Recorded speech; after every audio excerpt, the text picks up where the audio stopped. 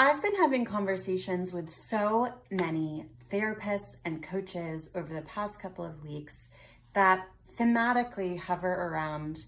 It feels like my sessions with clients are a bit lighter lately. It feels like my clients are coming in with more chit chat, and a lot of the harder or deeper or more traumatic capital T traumas there's more callous, there's more boundaries. We're tiptoeing around those a little bit more. So first and foremost, I want to share, if that is you and that is happening, you are absolutely not alone. And as mental health professionals, we probably know there is so much going on in the world that it's not wholly surprising that that's happening. Now, the next thing that sometimes happens is we look inward and start to be very hard on ourselves. And we say, shouldn't I be offering more, doing more, pushing more, creating more value, creating more of an outcome of this session? And the answer is, it depends, as always. It depends on you, it depends on the client. I'm a firm believer in meeting the client where they are.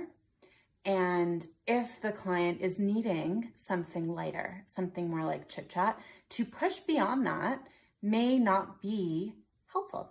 It may be invasive of the boundaries that they're putting up and the boundaries that they're practicing. And something that is also really helpful, if a little bit scary, is to check in with the client and ask. So it's a very delicate balance of how much are we asking for our benefit so that we feel better, so that we feel less guilty. How much are we asking for the benefit of the client? But I think it's a really insightful process, and I think it's a really important learning experience with the client to have some of these direct, candid conversations to say, hey, I'm noticing that our sessions are feeling a little bit different lately. They feel like the content is a little bit lighter, maybe it's a little bit more chit chat.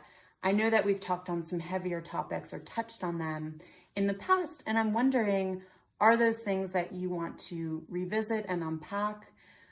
Do you prefer is there a reason? Do we want to practice curiosity around why we might be experiencing this shift right now, what your wants and needs are in this moment? So again, this is going to depend hugely on you, your style, your level of disclosure, your relationship with the client and the client's comfort with disclosure in these types of conversations. But for me and some of my clients, these types of conversations are the ones that are the most transformative for them, because sometimes they're walking on eggshells or tiptoeing around conversations that they really want to have in their personal or professional lives. And this is practice ground for them to have those types of conversations, realize that even if something's a little intimidating or a little scary, it can be talked about and worked through in a way that's really additive. And it's also a helpful opportunity to share the responsibility. Because sometimes a lot of my clients, again, I'll speak for myself, are people who take on almost all of the responsibility and have a hard time sharing responsibility with others. So this can be really good modeling of, I'm noticing this, but I want to check in. Can we align on what is best for us as a pair? Can we align on how do we want to move forward?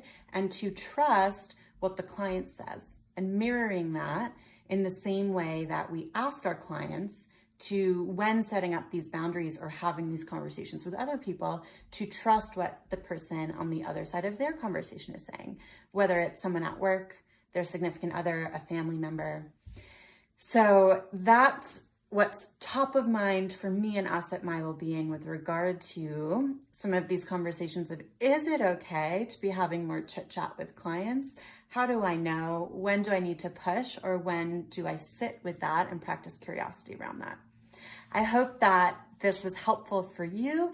Thank you so much to those of you who I've had these conversations with. And as always, if you have questions that relate specifically to your practice, let us know. We're so looking forward to keeping in touch and to continuing the conversation.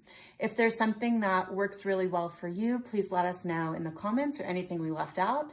You never know when your lived experience is going to be so helpful and create that light bulb moment for someone else. So we're so grateful to facilitate that community, and we look forward to hearing from you. We'll see you soon.